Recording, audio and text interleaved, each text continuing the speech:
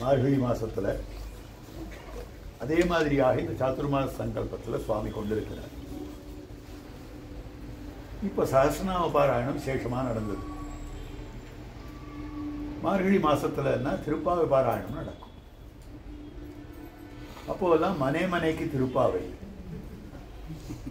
மனே மனைக்கு சஹஸ்ரநாமம், இதுக்கெல்லாம் இந்த பேர்லாம் கிடையாது. மனே மனைக்கு ராமானுஜர், இப்படிதான் அதுக்கு பேர் வைக்கணும். இத்தனை சௌலபிய பூர்த்தியோட ஒரு சுவாமி, இத்தனை காருண்யத்தோட ஒரு சுவாமி. எப்படிப்பட்ட காருண்யாதிரேகம்னா, ஏற்கனவே சில வேறு இடத்துல விண்ணப்பிச்சிருந்தது. சுவாமியினுடைய கருணைக்கு அளவே கிடையாது. எம்பெருமான் பரமகாருணிகன்னு சொல்றோம். எல்லாரிடத்திலையும் காருண்யத்தோட கூடியிருக்கக்கூடியவன் பகவான் நாராயணன். அவன் அந்த கருணையினால்தான் நம்ம எல்லாம் சிருஷ்டிச்சான். நமக்கெல்லாம் கரணகலேபரங்களை கொடுத்தான், நமக்கெல்லாம் சாஸ்திரத்தை கொடுத்தான், நல்ல வழிகளை காட்டினான், தன் திருவடிகளையே உபாயமாகவும் காட்டி கொடுத்தான். அதனால் அவனுடைய கருணை விஞ்சி இருக்கிறது. ஆனால் அந்த பகவானுடைய கருணை எப்படிப்பட்டதென்னால், நல்லவர்களை ரட்சிப்பேன், கெட்டவர்களை அழிப்பேன், பரித்ராணாய சாதுனாம் விநாசாய சதுர்கிருத்தாம். ஆனா துஷ்கிருத்துக்களையும் திருத்தி சேர்த்துக் கொள்ளுவேன். இது எம்பெருமானாருடைய காருண்யாதிரேகம். ஆசையுடையோர்க்கெல்லாம் ஆரியர்கள் கூறும் என்ற அந்த காருண்யாதிரேகம் அற்புதமாக எம்பெருமானிடத்திலே ராமானுஜரிடத்திலே அமைந்திருந்தது.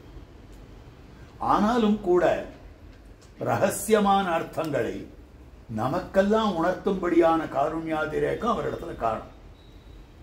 வேதாந்தார்த்தங்களை சொன்னார், ரகசியமான அர்த்தங்களை தற்காலத்தில் இருந்தவர்களிடத்தில் உணர்த்தினார். ஆனால் நமக்கெல்லாம் அவற்றை உணர்த்தினவரார்னா மணவாள மாமுனிகள் பெரிய ஜீயர். அவர்தான் ரகசிய கிரந்தங்களுக்கு வியாக்கியானம் பண்ணி கருணையோடு. இப்ப கருணையை பாருங்க, ராமானுஜ நாராயண கருணை வசந்ததா, ராமானுஜ கருணை வசந்ததா, ஜீயர் கருணை வசந்ததான்னா நாராயண கருணை வசந்தது.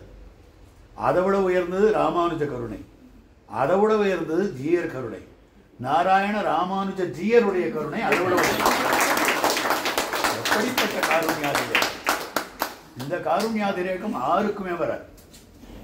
இப்படி வந்து எழுந்தருளி இத்தனை பேரோட சின்ன சின்ன குழந்தைகள் பாடினாலும் அதை கேட்டு அதை ரசிச்சு, யார் என்ன சொன்னாலும் அதுக்கு உண்டானதான விஷயங்களை பண்ணி, இப்படி அதாவது சமுதாய பணியும் நடக்கிறது, சம்பிரதாய பணியும் நடக்கிறது, சாஸ்திர பணியும் நடக்கிறது, திவ்யதேச கைங்கரியங்களும் நடக்கிறது. ஒன்றால் ஒன்று குறைவில்லாமல் சார்வபௌம யதி சார்வபௌமர்னா நம்ம சுவாமி தான். சுவாமி திருவடித்தாமரைகளுக்கு பல்லாண்டு பாடிக்கொண்டிருந்தால் நாமெல்லாம் நல்லா இருப்பான். சுவாமி வேர், நாமெல்லாம் கிளப்பூ எப்படி வேணாலும் இருக்கலாம். வேர்ல தீர்த்தம் சேர்க்க சேர்க்க சேர்க்க நாமெல்லாம் நல்லா இருக்கலாம். ஆகவே அதற்கனுகுணமாக சுவாமி திருவடிவாரங்களுக்கு பல்லாண்டு பல்லாண்டு பல்லாண்டுன்னு எல்லாரும் பாட வேண்டும். சுவாமி திருவடிவாரங்களுக்கு பல்லாண்டு பாடி அமைகிறேன்.